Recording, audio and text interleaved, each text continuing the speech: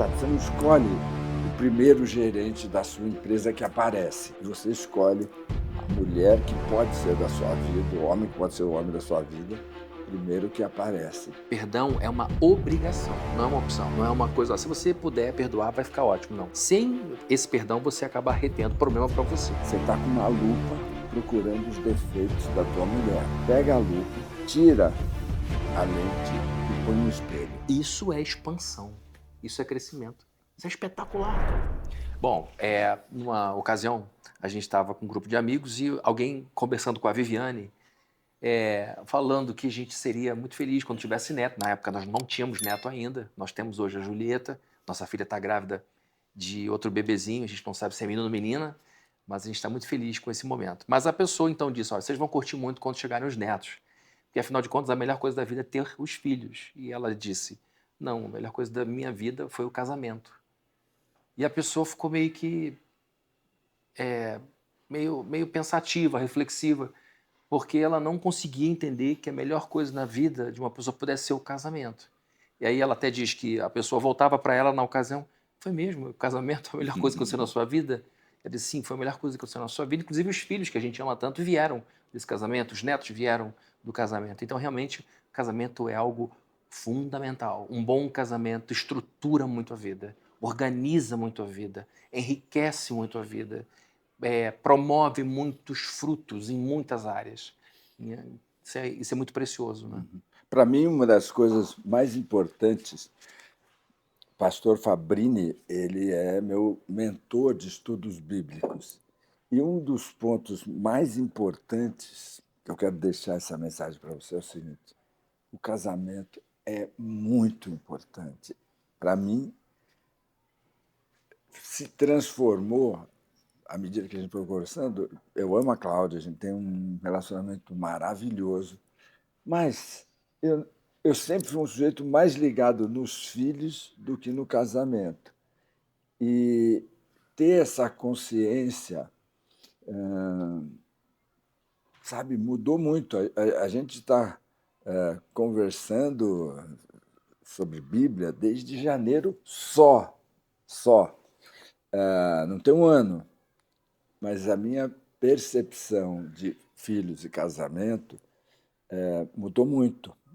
E eu quero aproveitar e te dar um toque sobre isso.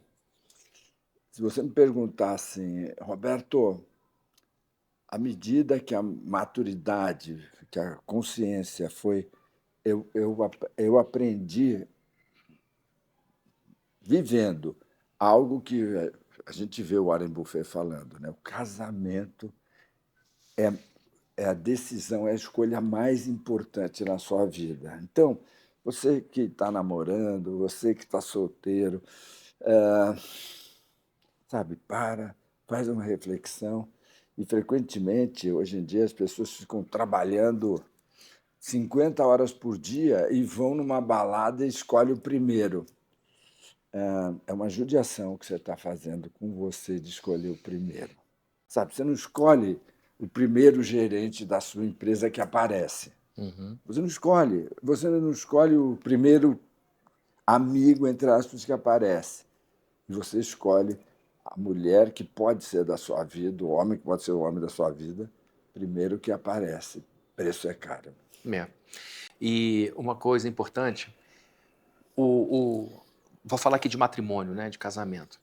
Para os cristãos, o casamento é algo tão importante porque é um lugar a partir do qual se constrói o mundo, né? Se a gente pensa no mundo como sendo um lugar cheio de gente, é cheio de gente que veio de algum lugar.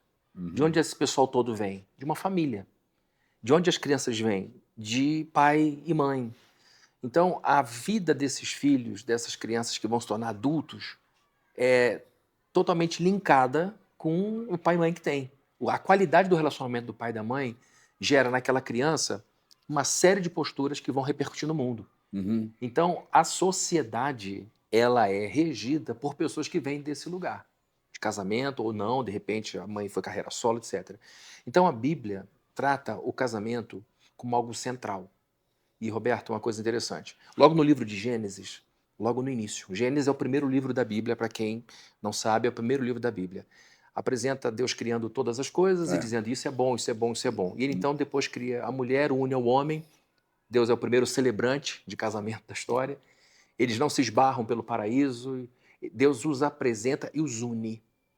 E a Bíblia diz que os dois se tornam uma só carne. Uma linguagem poética para Aham. dizer o vínculo é tão poderoso que os dois se tornam uma peça só. Essa vinculação entre duas pessoas, na Bíblia, só acontece entre marido e mulher, no matrimônio, né, na família. Não acontece com filho. E você, como terapeuta, como médico, deve ter acompanhado muitos casos de famílias disfuncionais, não, Roberto? Em que os pais se ligam mais aos filhos do que ao cônjuge. E aí o filho sai de casa, é um luto, é uma desorientação, né? Então, para nós, o relacionamento é tão importante porque vincula muito e é um lugar de muita intimidade. Existem intimidades que a gente tem com filhos que a gente não vai ter com filho de ninguém. São os meus meninos, minhas meninas, a gente brinca e tal. Mas existem intimidades que o casal experimenta que existem só para o casal. Então, é a intimidade da intimidade. Por isso é tão importante o que você disse. Tem que escolher com muito critério quem vai dividir a vida com você, porque você vai expor algo tão profundo que vai te colocar num lugar de muita vulnerabilidade, em que você vai partilhar com uma pessoa o mais precioso da sua vida, que talvez você não compartilhe com os filhos. A intimidade que um cônjuge tem com o outro, você não tem com o filho. Uhum. E é por isso que muita gente se fecha para um relacionamento profundo, porque já se feriu, se É. magoou, você não quer ter essa dor de novo. A pessoa foi lá onde está meu diamante, e ela barateou o diamante. Aham. Então, para eu não sofrer de novo isso, você vai ficar só até aqui. Só que ela se priva de um amor, se priva de um grande amor, se priva dessas coisas, né? Tem uma metáfora que os terapeutas dos anos 60 da análise transacional falavam assim: o, o casamento tem que fluir que nem andar de bicicleta. São as duas rodas unidas, integradas. E quando o casal não sabe fazer o relacionamento andar, eles colocam um filho com uma rodinha ali no meio. Uhum. E aí eu vejo, e quero falar para você, putz, você não coloca seu filho no meio da história. Não coloca seu filho, por exemplo, você mulher, vocês estão brigando com seu marido. Putz, seu filho não é seu terapeuta. Seu filho não é seu terapeuta. Putz, esse desabafar com uma criança de 3, com uma criança de 4, com uma criança de 5 anos, vai provocar uma bagunça. A gente está produzindo um filme e eu gostaria que a primeira cena desse filme fosse a seguinte: eu comecei a ser terapeuta aos 4 anos de idade, procurando fazer meu pai e minha mãe fazer as pazes depois de uma briga. Me deu um trabalho de pelo menos uns 40, 50 anos de ter um coração limpo, sabe? Meu pai falando mal da minha mãe falando mal do meu pai, os dois brigando, minha mãe falando que não queria que meu pai voltasse, meu pai falando que não ia voltar porque minha mãe. Então, primeiro, não coloca seu filho no meio. Essa é uma situação sua. Por isso, é muito importante que você tenha amigos. Eu quero dar um toque para você. Eu vejo que muita gente fala assim: eu só tenho como amigo meus pais e meus irmãos. É muito ruim, é muito perigoso. Por quê? A gente está aqui com a Vivi, esposa do Fabrini.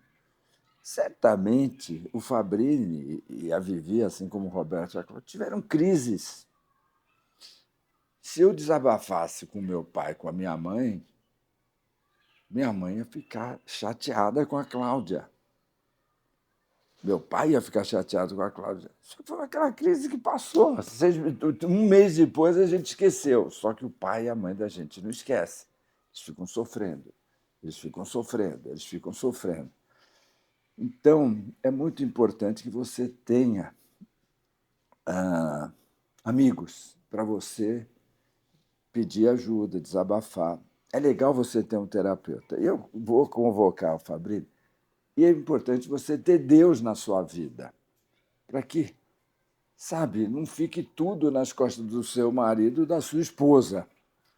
Fala sobre Deus no casamento, Valdir. Ó, Deus no casamento é importante porque quando a gente olha para a Bíblia, para esse livro tão importante para os cristãos, a gente encontra a Bíblia iniciando a sua história com um casamento, Adão e Eva, né, uma união. E o último livro da Bíblia, que é o livro de Apocalipse, termina falando também de um outro casamento, que é o casamento de Cristo com a igreja, porque a igreja é mostrada na Bíblia como sendo a noiva que vai se casar com o Cordeiro, com Jesus Cristo. Então a gente tem Bíblia no começo e no final. E quando você estava falando sobre a questão da criança que é convidada a participar de uma crise, na igreja a gente acompanha muitos casos, infelizmente, para além do que a gente gostaria, de pais que fazem isso, que encontram no filho um confidente, na filha um confidente e às vezes, Roberto, encontram um aliado também, o que é problema. A casa dividiu. Pai e mãe estão em crise. As brigas, as confusões, os desencontros são difíceis do adulto digerir. E é uma judiação quando um adulto convoca uma criança de 10 anos, 11 anos, para dizer, olha, eu tenho que dizer o que está acontecendo, seu pai é isso. Se para o adulto é difícil a assimilação daquele negócio, Aham. imagina para alguém que está na posição de filho, que nasceu para ter uma relação leve com os pais, no sentido de não ter a obrigação de escolher um partido. Então é muito importante o que você disse, porque esse negócio de convocar filho para desabafar é um peso insuportável para o filho. E muitas vezes o filho, para não ser uma nova fonte de problema, ele aceita esse papel e não diz, isso está me incomodando, isso está me entristecendo, não me conta isso. Isso quando já é mais maduro, porque quando é criança não tem nem como articular É. essas ideias. Então realmente é muito importante a gente tirar o filho desse palco, desse cenário totalmente inflamado e deixar o filho ser filho. O filho não é conselheiro, Uhum. não é o melhor conselheiro. E se for criança, é uma destruição para essa criança. A gente vai poluir a cabeça do filho com as nossas ideias do cônjuge que a gente está vendo. Então, os filhos não são obrigados a comprar nossa briga, não são obrigados a tomar nosso partido, eles precisam ser protegidos. Não é que filhos não possam participar da vida familiar, eles podem, e às vezes os filhos ajudam muito os pais, mas adulto que põe na conta da criança um assunto que ele próprio não consegue digerir ao longo do tempo, Aham. é uma judiação. E como é que Deus vê o casamento? Da forma mais primorosa. O casamento não é um lugar de prisão. Casamento é um lugar de expansão. Quando você procura um cônjuge, você vai em luta, em busca das virtudes que te faltam. Normalmente, se você for olhar numa amizade, você vai buscar por que eu gosto de fulano? Porque fulano tem virtudes que eu aprecio e que talvez eu não tenha na medida dele. Então você traz para a tua vida o que te falta e há um encaixe. E a mesma coisa do outro lado. Casamento é a mesma coisa. Aham. Você olha e diz, eu com Viviane, por exemplo, Viviane é muito mais racional, ela é muito mais objetiva nas coisas, e eu me deixo levar pela emoção, e já me enrolei na vida várias vezes por ser assim. Então ela chega para mim e diz, amor, pensa nisso. Eu falo, não, não quero, brigando com o meu jeito de ser, e ela então me expande dizendo o seguinte, tente pensar a longo prazo, e aí eu sigo os conselhos, e normalmente o resultado é bom. Então, o casamento, biblicamente falando, não é um lugar em que se aprisiona o outro. O casamento é um lugar em que se expande o outro. Agora, é óbvio que isso é fruto de uma decisão conjugal, né? Um e o outro decidem, faremos desse relacionamento uma coisa boa, faremos desse relacionamento algo que nos enriqueça. E isso, evidentemente, não é todo mundo que está disposto a fazer, não é todo mundo que está disposto Uhum. a pagar esse preço, né? É interessante, a gente está falando de relacionamento. Sempre que você pensar assim, estou escolhendo alguém, você tem que pensar, eu estou escolhendo um ser humano. Porque ninguém é perfeito. Tem uma frase de Aristóteles que eu gosto muito que diz assim: o amor é o sentimento dos seres imperfeitos, visto que a sua maior função é levar o ser humano à evolução. Uhum. Então, o que é para mim amar alguém? Então, terapia de casal. Amar alguém é eu vou fazer essa terapia, eu vou me trabalhar para eu ser um marido melhor, eu vou me trabalhar para eu ser uma esposa melhor. Né? Quando a gente vendia os treinamentos, né, eu lembro que tinha um treinamento que a gente fazia, o NAU, que era para 5, 6 mil, e tinha uma campanha que a gente fazia, que era assim, o nau de presente para o seu filho. Pum. E aí eu falava assim, não é o que você está pensando. Não é para comprar um ingresso para ele. É você fazer o nau para você ser um pai melhor. Uhum.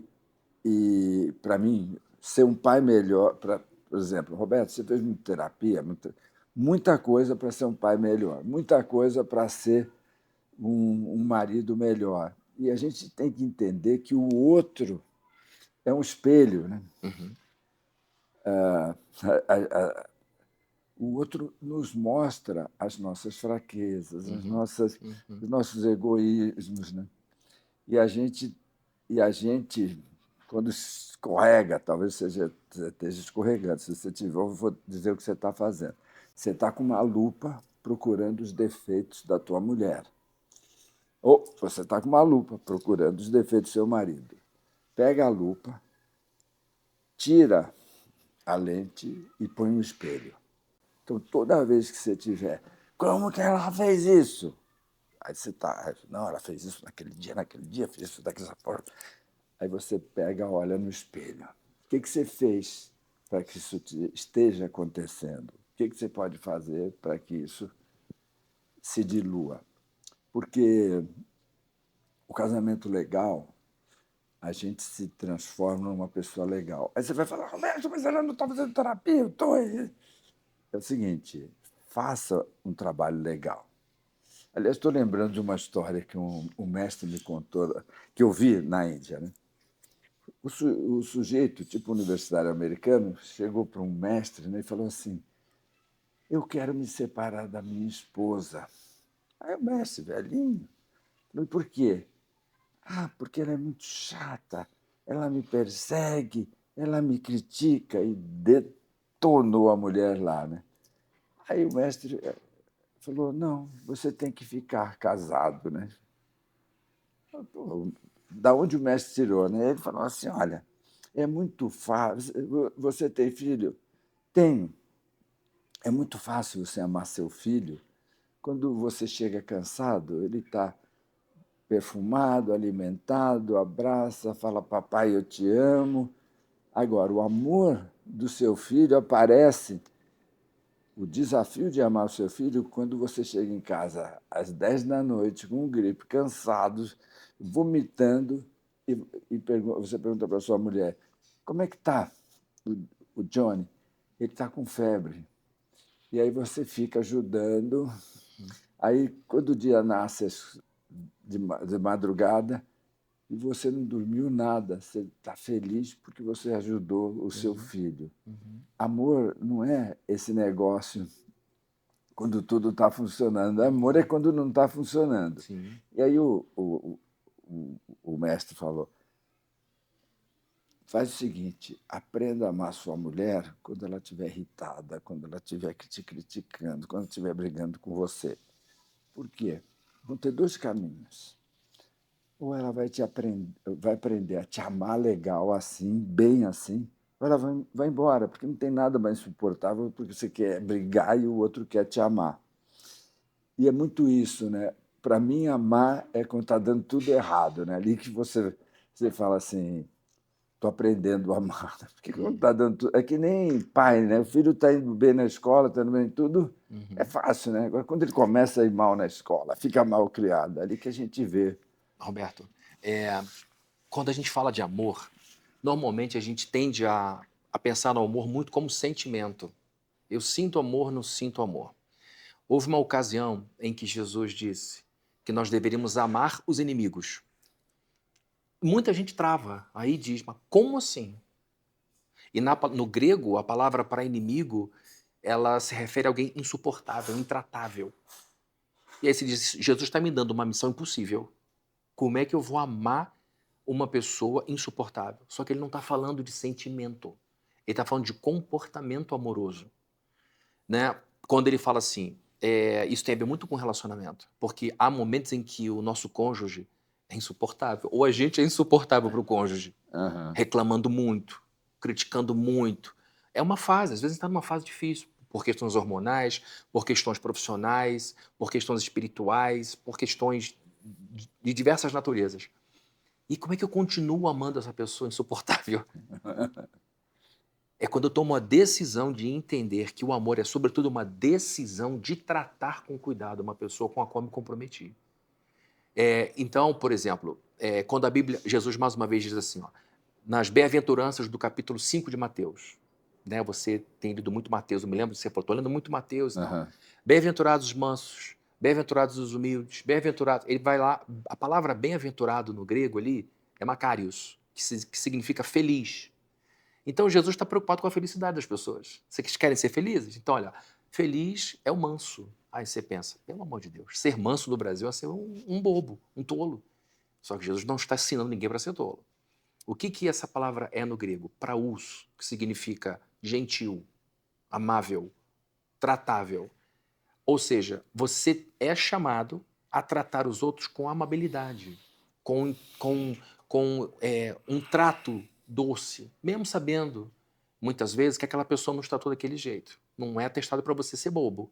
Mas a questão é, a sua postura no mundo não é de endurecer. O mundo ruim não pode tornar você uma pessoa ruim. O que isso tem a ver com casamento?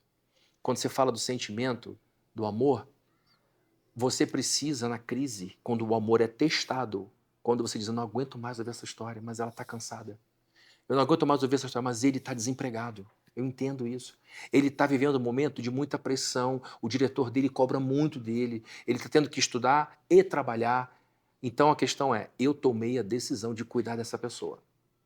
E aí você atravessa aqueles dias difíceis, vai para o banheiro, grita, põe uma toalha no rosto, descarrega ali, volta e diz, o que eu posso fazer por você? Como eu posso te ajudar? Aquilo já amansa o lado que está mais irritado. Uhum. Vocês dormem bem aquela noite. Daqui a pouco vai passar e a pessoa vai dizer, obrigado por você ter me suportado. Obrigado por você ter me aturado. Por que isso é possível? Porque foi uma decisão que não dependeu de sentimento. Dependeu do entendimento, dizendo, se eu quero cruzar a vida com essa pessoa, eu preciso suportá-lo agora para que ele me suporte depois. E assim vai. Né? Aham. Eu tenho um livro chamado Amar Pode Dar Certo, né? Tem uma frase lá que eu gosto, nem sei se fui eu que inventei, mas o amor não é um sentimento.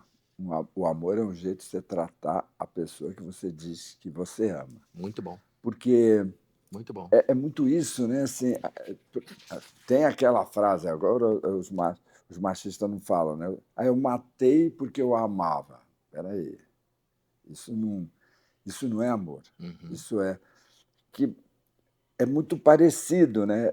O amor e a possessividade, o desejo de controle, o criticismo, ele parece com o amor na forma. Um é uma rosa, o outro é uma flor de plástico. O que é que eles têm em comum?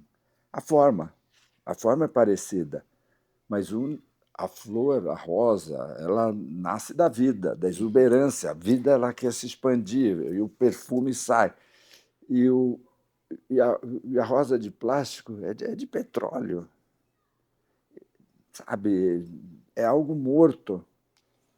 E você tem que saber ter essa capacidade de ter consciência, sabe? Eu estou brigando porque eu quero melhorar seu casamento. Não, você está viajando total na maionese, como diz a moçada, sabe? Quando você está evoluindo o casamento, você está assim, nossa, por que está acontecendo isso? Por que eu estou me afastando? Por que eu estou crítico? Por que eu estou amargo? Uhum. E eu tenho um jeito de me tratar. Eu gosto muito de pegar uma frase e ficar repetindo. Então, às vezes, eu fico 1 hora, 2 horas. Senhor, eu não sou digno que entreis em minha morada, mas eu, uma só palavra, minha alma será salva. Então, escolhe uma frase e fica lá.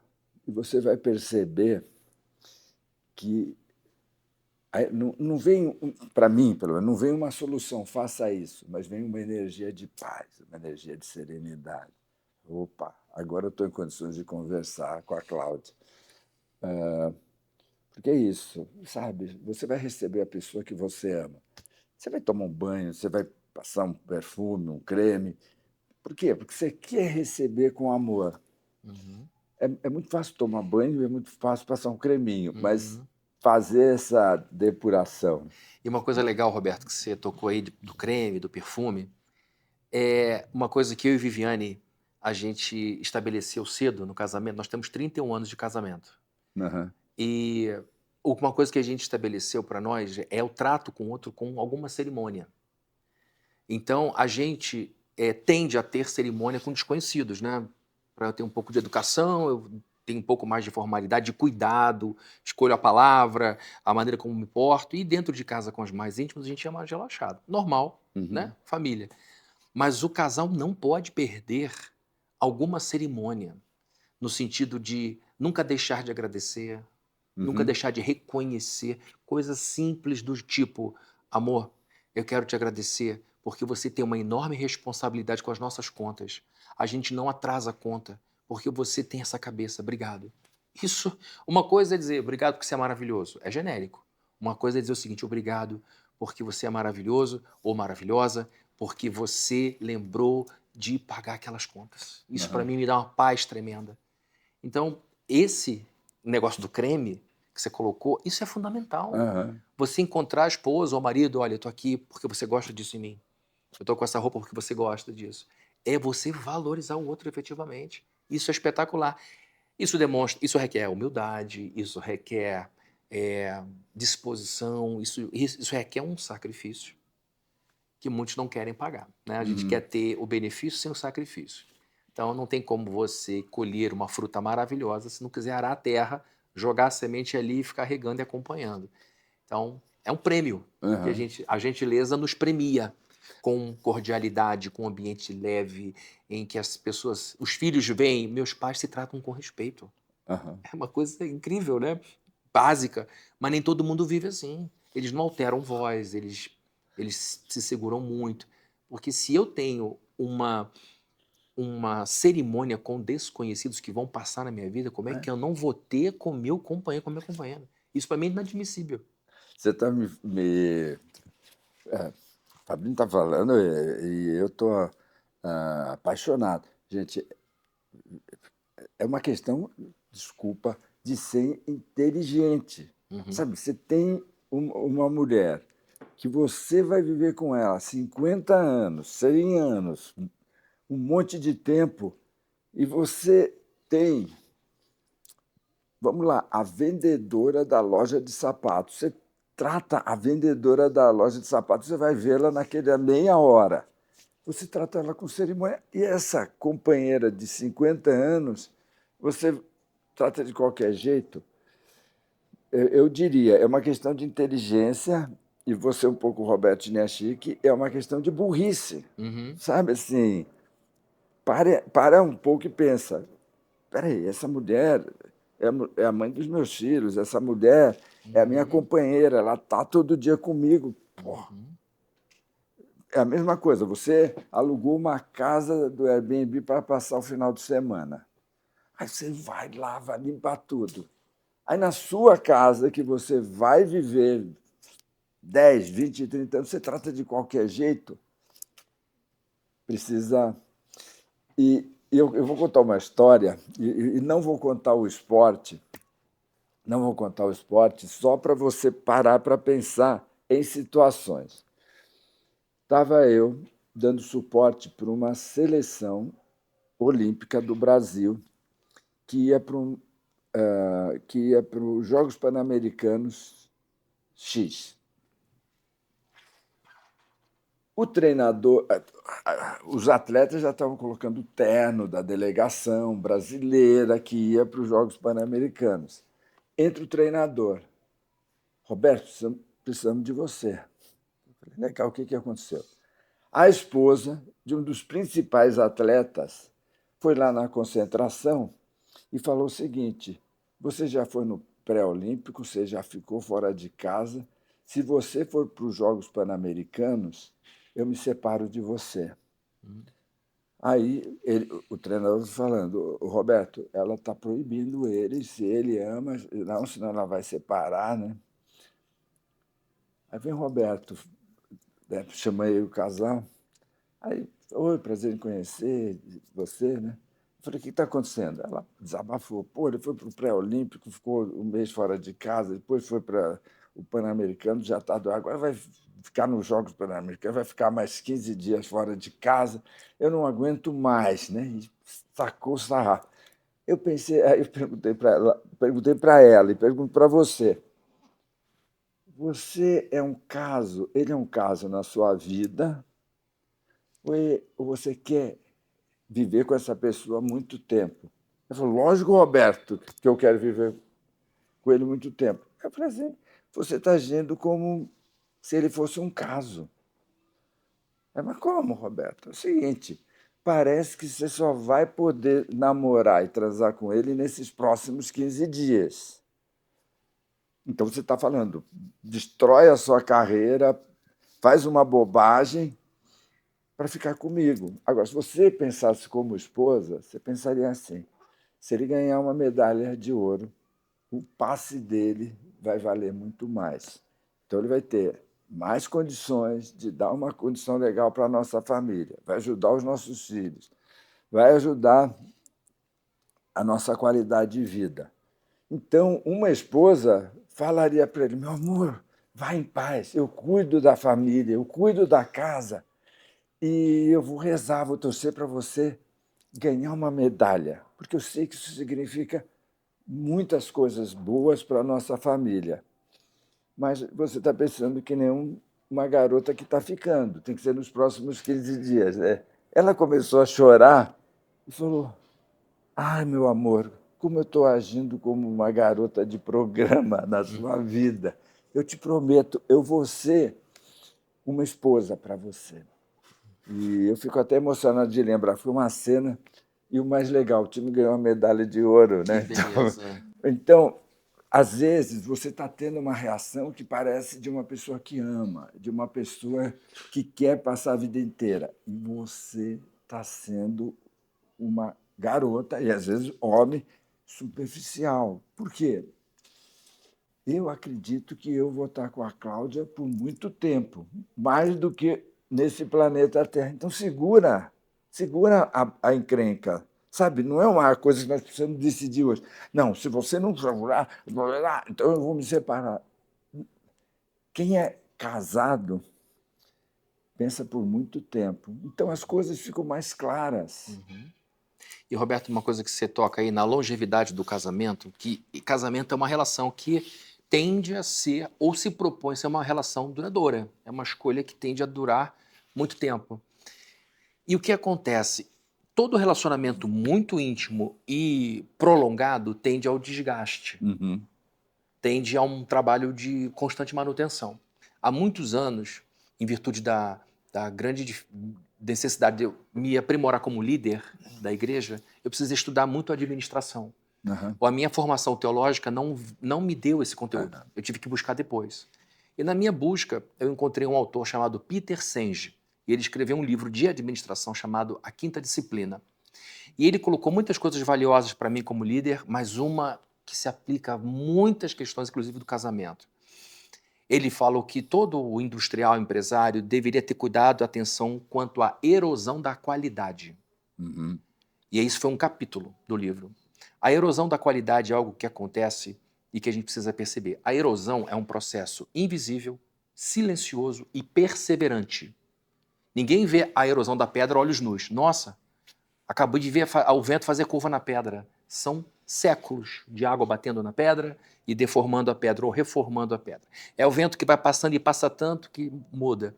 Então, a erosão é um processo silencioso, invisível e perseverante, disciplinadamente perseverante. Então, ele dizia, empresário esteja atento ao seu negócio, porque a erosão vai acontecendo sem a gente perceber e a destruição vira cenário. O que isso tem de aplicável ao casamento? Muita coisa. Chega uma hora em que no início do relacionamento você faz uma reforma em casa, tudo lindo. No primeiro ano tá tudo bem. No segundo ano já, poxa, precisava pintar aqui, soltou a tira dali. E se você não toma cuidado com outras erosões que vão aparecendo no piso, etc., você se acostuma com um ambiente que te traz uma angústia. uhum. É a mesma coisa no relacionamento. O relacionamento não tem luz própria. Não é como o sol, é como a lua. Recebe luz de outro lugar. Se o casal não estiver disposto a olhar sempre porque precisa ser recolocado, que sofreu com a erosão, a tendência é que ele fique depauperado demais, às vezes até para além de um ponto de retorno. E aí o casal pergunta: como é que a gente chegou aqui? Muitas negligências, muitas Aham. vezes. Muitos descuidos. Faltou creme, faltou perfume, faltou o cuidado, faltou o bom dia, faltou boa noite, desde que eu cuido dele para você. Às vezes, Roberto, a gente vê umas coisas, o cara que tem medo da esposa ganhar mais do que ele e fica Aham. dando para trás numa pós-graduação dela, porque ele não tem. Às vezes, ao contrário, ela com medo dele ficar muito poderoso, isso aí impede que ele prospere e dá desculpa do amor, da sua presença. Na verdade, é uma insegurança. Uhum. É a flor de plástico. Só tem a forma, não tem essência, não tem a vida. É. Então, só para fechar a questão da longevidade que a gente abordou aqui, casamento é um compromisso de longo termo. E se a gente quiser chegar lá no final bem, o meu propósito com Viviane é a gente envelhecer bem. Nós ficarmos dois velhinhos, satisfeitos, felizes, curtindo. Os filhos já saíram de casa, a gente já tem neto, neta, e a gente tem um monte de plano. A gente adora viver, mas isso é uma construção. Ninguém nos deu isso. Sejam felizes. Eu não posso no cartório entrar com uma ação no tribunal dizendo: olha, a vida me prometeu felicidade, eu estou aqui porque a vida não está me dando. O juiz vai rir, você está perdendo meu tempo. Isso Aham. aí você vai construir. Casamento bom é a mesma coisa, é uma construção que vai fazer com que você ame como flor de verdade, não como plástico, e fique atento para a erosão da qualidade. Por que eu estou falando com ela dessa forma? Por que eu estou gritando com ele? Por que eu o humilho na presença dos outros? Eu não consigo mais entender, muitas vezes, como que um cônjuge numa roda fala mal do outro. A ideia que eu fico é: mas por que você casou, cara? Aham. Esse teu discurso depois contra você. Falar mal do cônjuge diz: você então fez uma péssima escolha. Aham. Então, são coisas que você percebe assim: poxa, não era assim no começo. E uma coisa legal, é possível resgatar, é possível ressurgir. Eu sou cristão, acredito na ressurreição, não apenas da vida, mas eu acredito que nesta vida teremos com Cristo muitas ressurreições. Ressurreição na paternidade, na maternidade, na vida conjugal, etc, etc. E, nossa, super lindo. Um toque para você.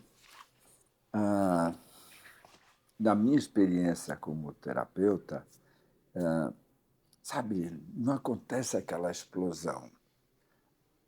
A destruição, ela é silenciosa, como o Peter Senge e o Fabrício está falando, mas ela é contínua. Uhum. Agora, o teu perdão, ele tem que ser indestrutível, sabe? Eu perdoei, eu não vou tocar mais nesse tema. Uhum. Eu tinha uma mentora, Muriel James, e ela falava para nós terapeutas que, no meio de uma sessão de casal, ela falava: você tem que ter uma ficha de papel e faz quem não está perdoando escrever. Olha, estou te dando certificado de perdão. Me Uhum. comprometo a não tocar mais nesse tema, não te criticar, não. E pode acreditar em mim que eu vou manter minha palavra. Sabe, assim, tem os grandes perdões, mas tem o perdão assim: ah, mas ela me tratou mal. Deixa, ela é tão legal, deixa isso para trás, tá? Porque, bem, a nossa função nessa viagem pelo planeta azul é uma função de evolução, né? Às vezes um filho meu fala: pai, mas por que que naquele dia você fez isso? Eu posso me torturar ou eu posso humildemente pedir perdão e falar: putz, filho, era o que eu consegui fazer naquele dia. Então, o teu filho, com 10, com 15, putz, ele gritou contigo, ele foi mal educado.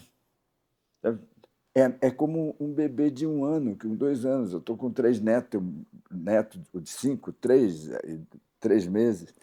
Sabe? Pô, mas ele gritou comigo. Era o que ele tinha naquele momento. Ah, mas ele gritou comigo. Era o que ele tinha naquele momento. Eu não estou dizendo para você esquecer, jogar fora, não. Tem que chamar para uma conversa, mas tem que chamar para uma conversa com amor. não com vontade de eu vou esmigalhar essa pessoa, eu vou torturar, eu vou fazê-la sofrer tudo que ela me fazia sofrer. Que para mim é Cristo, né. Perdoai, eles não sabem o que eles estão fazendo. Para mim, assim, Cristo, bum, desde criança, assim, perdoa. Roberto, você tocou num dos pontos mais importantes da vida. Não só conjugal, mas na vida. O perdão é para muitas pessoas um nó que ninguém consegue desatar. E é mal compreendido. E, biblicamente falando, você citou Jesus, perdão é uma obrigação, não é uma opção. Na oração do Pai Nosso, ele diz: perdoa as nossas ofensas, como nós temos perdoado aos nossos ofensores, a quem tem nos ofendido. Então, o perdão é uma ordem para o cristão. Não é uma coisa, se você puder perdoar, vai ficar ótimo. Não, tem que perdoar, até porque sem esse perdão você acaba retendo problema para você. Mas olha que coisa incrível. O perdão, mais uma vez, é confundido porque vai para o campo do sentimento. E você colocou aqui algo importante. Deixa isso para lá, não cobra mais. O perdão é exatamente a desistência de receber um valor que lhe era devido. Uhum. Ou seja, o perdão é o cancelamento de uma dívida por parte daquele que está para receber. Vamos imaginar que nós tivéssemos tido um problema e você tivesse me ofendido. E eu ficasse, então, esperando o seu pedido de desculpas. Qual é a minha cobrança? O que, que você me deve? Perdão, o pedido de desculpas. Então, você me ofendeu e falou, eu estava certo. Aí eu fico, não, eu não era para dar essa resposta. Fica você com teu orgulho Uhum. e fico eu com o meu ressentimento. Olha que coisa, como é que isso azeda o ser humano. Então, de um lado está a pessoa que fez o erro e não assume que errou e não pede perdão, e ela não pede porque tem orgulho, e do outro lado fica a outra pessoa esperando perdão, lembrando, ressentindo. Ressentimento é sentir de novo. Uma coisa ruim, né? Ninguém tem ressentimento bom, né? Poxa, graças a Deus, eu tô com meu coração cheio de ressentimento, ninguém é feliz. Então, o perdão é importante para os dois lados, por quê? Olha como Jesus era sábio. É sábio e sempre será sábio. Quando a pessoa que ofendeu é obrigada a pedir perdão, ela tem que abrir mão do orgulho dela. Uhum. E quando a pessoa ofendida, diante de um pedido de perdão, é obrigada a liberar o perdão, ela tem que abrir mão do ressentimento dela. Uhum. Então o perdão cura os Claro. dois lados. Porque ninguém quer dizer eu quero morrer orgulhoso. Só gente muito tola. Aham. Mas muita gente deixa de ser feliz porque é orgulhosa. Mas vai lá e pede desculpa. Mas vai lá e recomeça. Não, eu não fui. E a pessoa vai para a cova azedada. Aham. E o ressentido azeda de outro jeito. Fica ali relembrando do episódio, num vitimismo danado, e não muda. Então o perdão é libertador para quem ofende e para quem é ofendido. Para um, o livramento é do orgulho, da soberba, da arrogância. Para o outro, o livramento é do ressentimento. E Viviane fala uma coisa, eu cito muito Viviane porque ela está na minha vida o tempo todo e me Aham. ensina muito. E Ela está diz aqui com a uma. gente, pessoal. Tá aqui, ó. Ela diz assim: eu não quero ficar com raiva de ninguém. Olha que coisa inteligente. Porque a raiva é como um velcro que mantém colado a minha pessoa que eu não gosto. Aí eu falei, então enquanto eu tenho raiva da pessoa, eu tô lembrando dela, eu tenho que descolar isso. E como é que é o caminho? Vai ser feliz. E perdão, gente, é uma coisa muito importante. Não é uma obrigação, uma imposição de relacionamento outra vez. Porque Uhum. existem relacionamentos que acabaram. Muitas vezes eu chamo, meu pai me maltratou muito, meu pai me batia muito, meu pai nunca quis saber de mim, eu me converti, tenho que perdoar, mas tem que conviver? Não. Seu pai é um desconhecido íntimo. Ele Uhum. estava ali, você tem o nome dele, mas não tem nenhuma ligação. Mas você precisa liberá-lo. E o que, É que, é, o isso. que que é o perdão? Ele não me deve mais nada. Quem perdoa cresce porque é generoso. Diz assim: eu não preciso desse dinheiro, eu vivo bem. Eu não preciso da sua desculpa, eu não preciso do seu pedido de perdão. Eu tenho abundância de paz, eu vou seguir minha vida. Não vai mais leve na vida uma pessoa Oh. assim? Então o perdão é algo que custa a quem perdoa. Quando Jesus perdoou, ele abriu mão de muita coisa, mas porque ele queria algo maior. Uhum. Então, pessoas, para fechar meu raciocínio, o pastor fala muito, deixar aqui eu fico direto. Pessoas pequenas se vingam, pessoas grandes perdoam, pessoas magnânimas abençoam. É um outro passo. Então não vou me vingar, porque quem se alimenta de sentimento de vingança azeda. Vou perdoar. Tá bom, segue a tua vida, eu vou seguir a minha. E se eu crescer, eu me torno magnânimo, um homem de grande coração, uma mulher de grande coração. Que Deus te abençoe. Segue a tua vida, seja feliz. Isso é expansão. Isso é crescimento. Isso é espetacular. Isso é lindo. Isso é lindo. Isso é maravilhoso. Isso é empolgante. É bom demais. Pessoal, Fabrini, obrigado por você estar aqui. Uma alegria estar com você. Muito alimento para o seu coração, para a sua alma. E fica atento que vem outras conversas com o Fabrini. Obrigado, Fabrini. Obrigado, Roberto. É um prazer estar aqui com todo o pessoal que te segue, seus alunos, suas alunas. E é uma honra para mim Obrigado. estar com você. Honra mesmo, de verdade. Para mim, estar com você é um selo na minha alma. Que delícia. É um selo que diz assim, tá dando tudo certo. Obrigado. Fica atento, de nada. E, pessoal, Fabrini é meu mentor de Bíblia. Então, vou brincar que